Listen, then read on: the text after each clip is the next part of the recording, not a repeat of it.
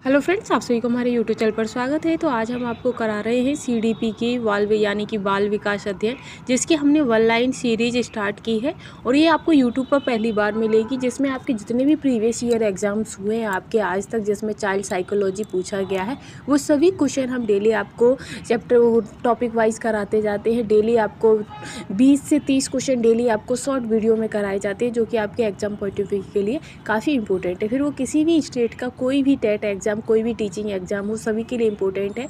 खासकर आपका UP TET और सुपर टेट और आपका यूके टेट और साथ ही आपके एच टेट है, आर टेट है, रीट है, बीट है, इन सभी के लिए बहुत ही ज़्यादा इंपॉर्टेंट है। सभी खास अगर कहा जाए तो सभी शिक्षक भर्ती परीक्षाओं के लिए काफ़ी इंपॉर्टेंट है और हर वीडियो से आपको 1-2 नंबर ज़रूर ही आपको एग्जाम में देखने को मिल जाएगा। ठीक है, तो चलिए हम स्टार्ट करते हैं। आज की सीरीज़ पर हम चलेंगे।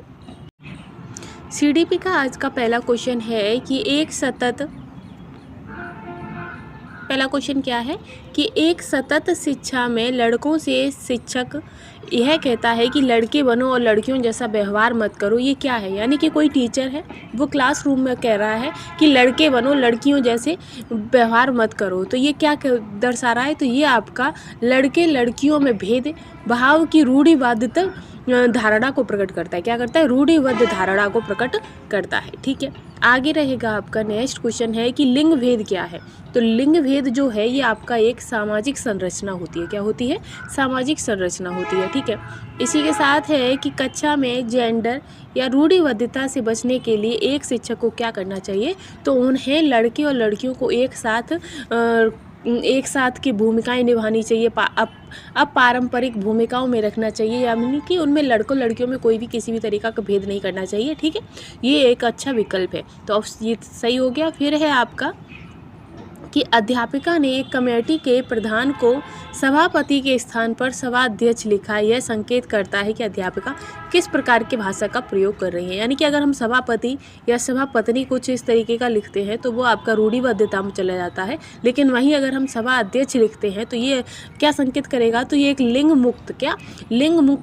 मुक्त भाषा का प्रयोग कर रही है। ठीक है, आगे है कि क्या धीमी या तेज गति से बोलना वाणी दोष है? नहीं, कुछ लोग धीमे बोलते हैं, कुछ तेज बोलते हैं, ये आपका वाणी दोष नहीं होता है। ठीक है, आगे है कि भाषा अवबोधन से संबंध विकार कौन सा है? भाषा अवबोधन का जो संबंध विकार है वो आपका भाषागार यानी कि अफेक्सिया है। ठीक है, आगे रहेगा कि फा एवं वा, क्या फा एवं वा और माँ एवं ना अक्षरों की ध्वनियों में अंतर न कर पाना अधिगम की किस समस्या से संबंधित है? तो ये आपका प्रत्यक्षीकरण से संबंधित है। ठीक है, इसी के साथ आता है कि खेल पद्धति। तो खेल पद्धति के जनक कौन है? तो खेल पद्धति के जनक आपके किलपैट्रिक हैं। कौन है? किलपैट्रिक हैं।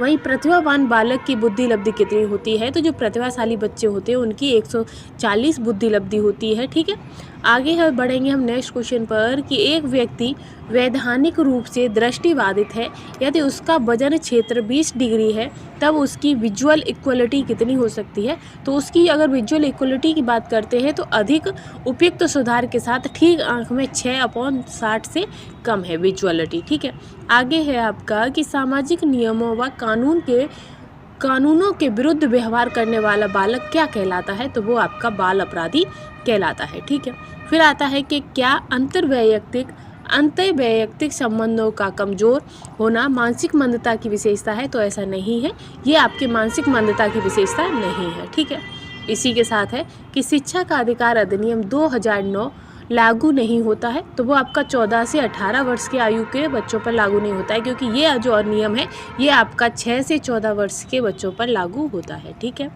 आगे है कि डिसलेक्सिया क्या है? तो डिसलेक्सिया आपके पढ़ने की अक्षमता है। क्या है?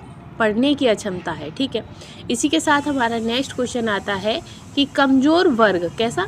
कमजोर वर्ग के बालकों से क्या तात्पर्य है? तो कमजोर वर्ग के जो बालक हैं उनसे तात्पर्य है ऐसे अभिभावकों के बालक जो सरकार द्वारा निर्धारित न्यूनतम सीमा की वार्षिक आय की सीमा से नीचे के होते हैं, वो आपके कमजोर वर्ग के बच्चे कहलाते हैं। ठीक है, फिर है कि समेकित शिक्षा क्या इंगित करती है? तो जो समेकित शिक्षा है ये सामान्य बच्चों एवं भिन्न रूप से योग्य बच्चों के लिए एक ही स्कूल इंगित करती है। ठीक है, इसी के साथ है कि यदि आपकी कक्षा का बच्चा यानी कि सी और सी को डी तथा डी को सी लिखता है, तो ये कौन सा रोग है? तो ये आपका डिसलेक्सिया से संबंधित रोग हो जाता है।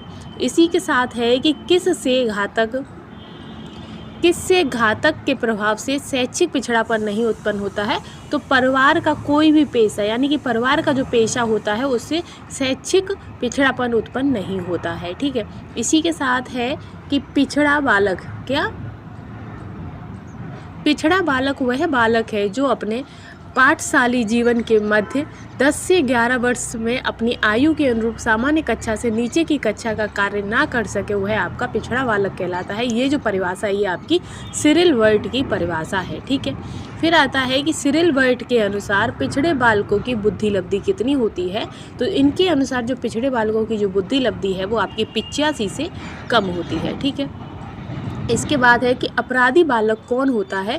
जो असामाजिक कार्य करते हैं वे आपके अपराधी बालक होते हैं। वहीं राष्ट्रीय दृष्टि बाधितार्थ जो संस्थान है वो कहाँ है? तो वो आपका देहरादून में स्थित है। इसी के साथ है कि क्या अस्थायी अभिवृत्ति की विशेषता है? तो नहीं है। ठीक है। इसके बाद आएगा कि वर्तनी, वाचन एवं गणना में कठिनाई, सामान्य बुद्धि एवं अच्छी अनुकूलनात्मक योग्यता किसकी विशेषताएं हैं? तो ये आपकी अधिगम निर्योग्य बालकों की विशेषताएं हैं। ठीक है। इसके बाद है कि मानसिक रूप से पिछड़े बालकों के लिए कौन सी व्यूह रचना कार्य करेगी? तो कार्यों को मूर्त रूप से समझना। ठीक।